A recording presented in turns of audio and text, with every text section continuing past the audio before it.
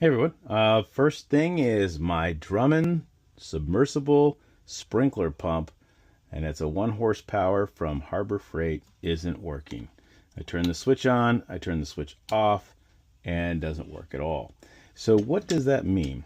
Well, there's no fuse in it, and so there's nothing that most people just replace it because, well, these pumps are known to only last a couple years. I mean, Harbor Freight, right? But I found that if I just tinkered with it, I found a way to fix it. First thing is we need to get inside here. So in order to open that up, we need to take this bar off. And there's 2 bolts right here and right here that we need to take off. Once that's done, we can remove this and then get to this.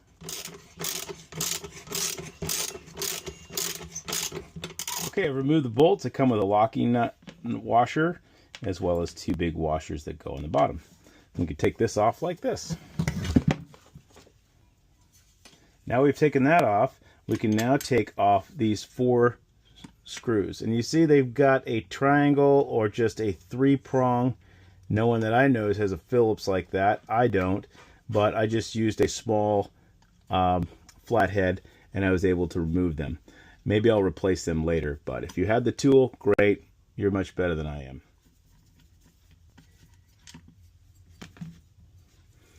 And now we open it up. And there's that this thing falls right out like this, and there's our switch right there.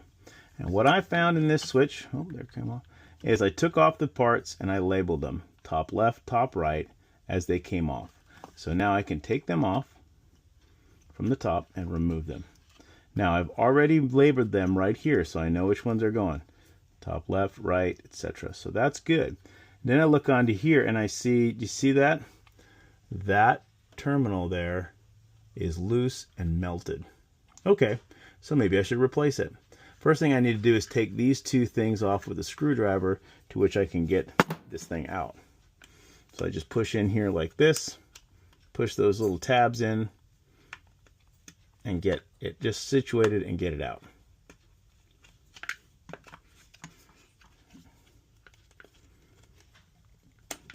There, just like that. Here is your switch. Okay, if you look closely, I'll leave a snapshot in there, but this is the switch to which you want to replace.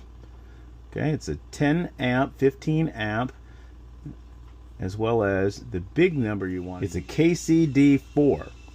That's what it is. And if you look there, you can see the dimensions there at a 15 amp, 30 amp at 250, and then a 16 amp and the following right there. So if I just took a Google photo of this and on Amazon and came up with the replacement. And the replacement that I found was right here. KCD4, similar. They're not always going to line up in the backside. The 4 terminals. So now it's a matter of just reinstalling this. A side-by-side comparison of them both.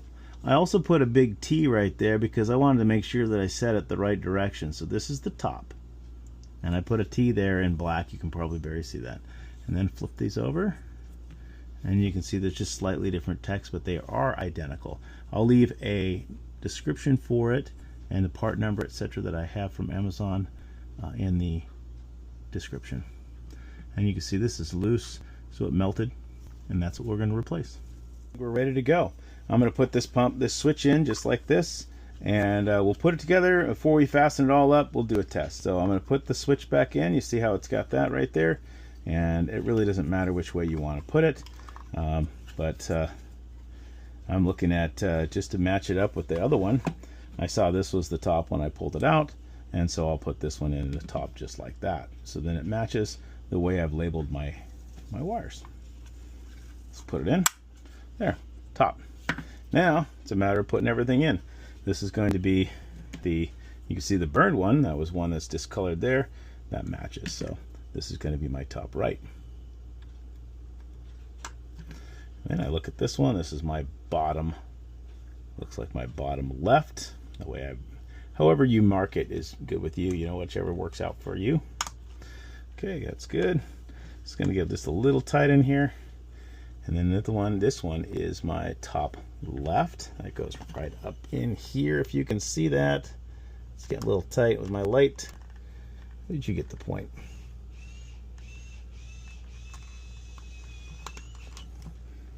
That should be there.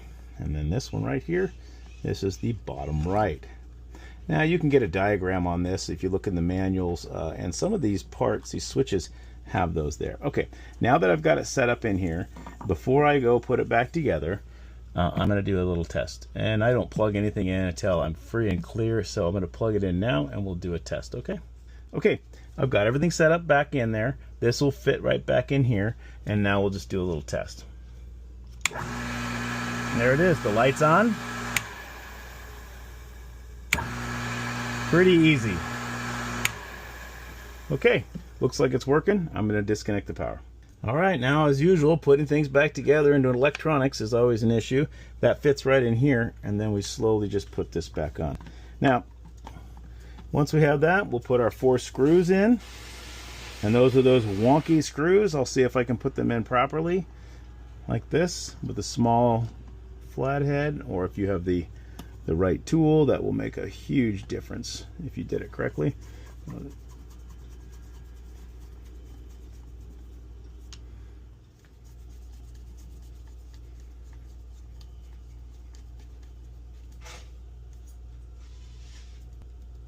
All right, there we go.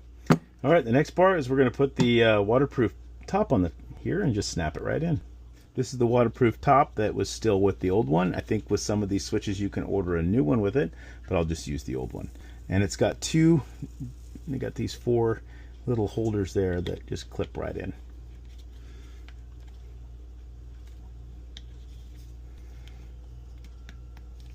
And press it down really good to get it on there. And that should do it. Make sure it works. Depending on your practical application, you may want to not even use this. You may have another type of bracket here, but we'll just put this back on just like this, and then we'll install these bolts here.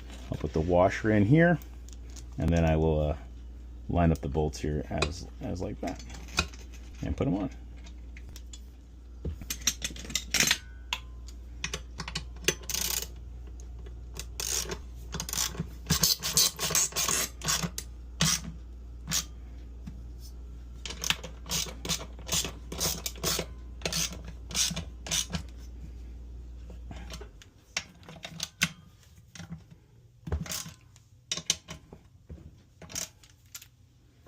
Okay, again, this is how I fix a 1 horsepower Drummond Submersible Sprinkler Pump, and that model number is 63320. And again, this pump did not work anymore. I didn't know why. There's no fuse. Try replacing the switch next time, and I hope this video helped you. See ya.